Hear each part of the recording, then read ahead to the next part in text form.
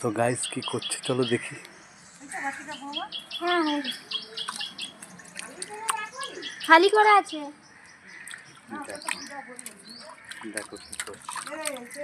এই দেখো আমি মাংসটা ধুয়ে নিচ্ছি, ধোয়া হয়ে গেছে। তো বসে আছি কথা বলছি।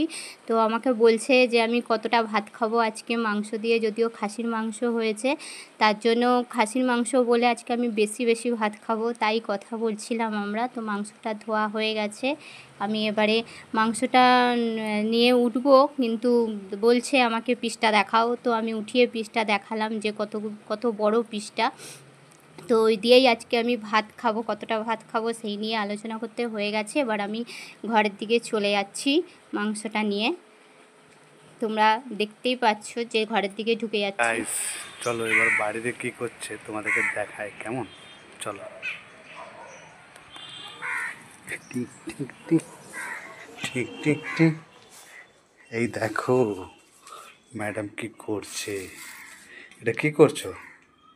গরম মশলা বাড়ছে। গরম মশলা? ওহো, মাংস, খাসি মাংস। বাবা রে, জিভে জল পড়ছে দেখো একজনের। হ্যাঁ হ্যাঁ, তাকানোর স্টাইল দেখছো? আর এই পেঁয়াজটা কুচিয়ে রেখেছে, গরম মশলা। তো গাইস আজকে খাসি মাংস তো বাড়িতে হচ্ছে। তো ম্যাডাম জি যে আছে না, তার মনে একটা খুশির আনন্দ বইছে, দেখবা আজকে কেমন খায়। ঠিক আছে, দেখার আছে। আজকে কতগুলো ভাত খাই? কি দেখার আছে বলো? কি দেখার আছে? তুমি কি দেখবে? দেখবো খাসি মাংসটা কেমন খায়, কেমন রান্না করে। আমার বন্ধুদেরকেও তো দেখাতে হবে।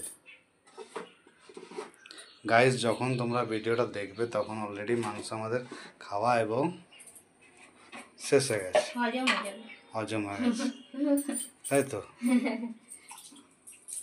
তো এখন বানানো হোক। বানানো আইটেম তো তোমরা সবাই জানো, সেম প্রসেস, কিন্তু আমাদের সিস্টেমটা আলাদা।